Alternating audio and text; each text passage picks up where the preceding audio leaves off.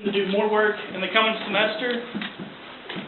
Overview of today, Saul will talk about electrical design, John Cox will talk about mechanical, and Sam Moy is going to fill in for Mike on the software.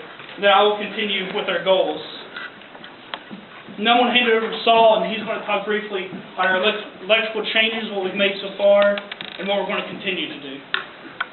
Hi, how are you doing? My name is Saleh, and I'm going to talk about the electrical. We had the four-wheel drive system before, and with the short amount of funding we have and resource, we switched to the simpler drive system, which is the two-wheel drive, and as you can see right now. The second issue we worked on this year is solving the grounding issue.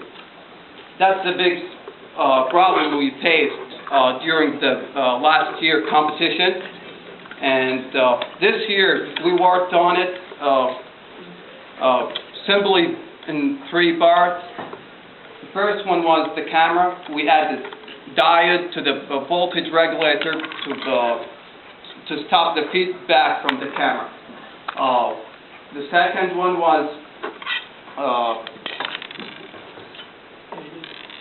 the banding.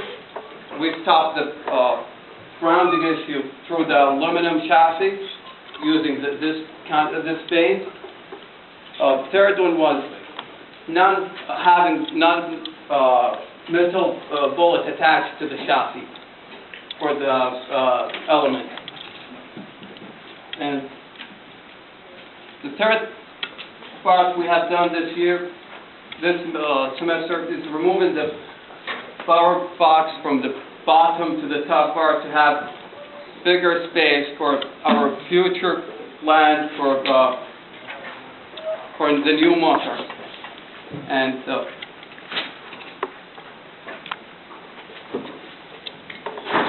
next semester we're going to be working on these issues, cleaning up the wire. As you can see right now, it's very messy and it's up. Power bank. We're going to be working on the power bank, and we're still going to test the grounding issue because that was the biggest problem we faced last year, and that stops us from winning. Actually, the servo motors.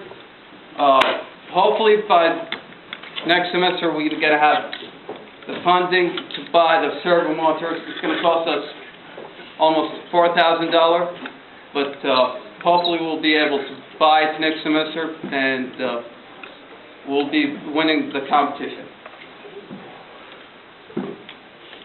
Next, I'm going to hand it to John, sorry, to get to talk about the mechanical. Like I said, I'm John Cox. I'm lead mechanical. I got involved with robots last semester. Pick it out. They started off with a 4-wheel rigid design. Needless to say, all 4 wheels won't touch the ground at the same time, so we get traction to move.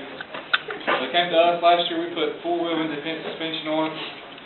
On the time frame, we made it too complex. It broke. It fell. We let it down competition. That's my fault. This year, we decided to go to a 3-wheel suspension. We've got 2 frames in the process of being built. One's for the existing hardware on it, and the other one's going to have a direct gear drive, and we'll ask Mr. Bowles to talk about here in just 1 second. But the one I built, all it does is take these 2 rear casters, set one up in the back so the whole frame sets level. Just the only reason we built that was so they could test the software. I'm going to let Matthew come down and talk about the direct gear frame.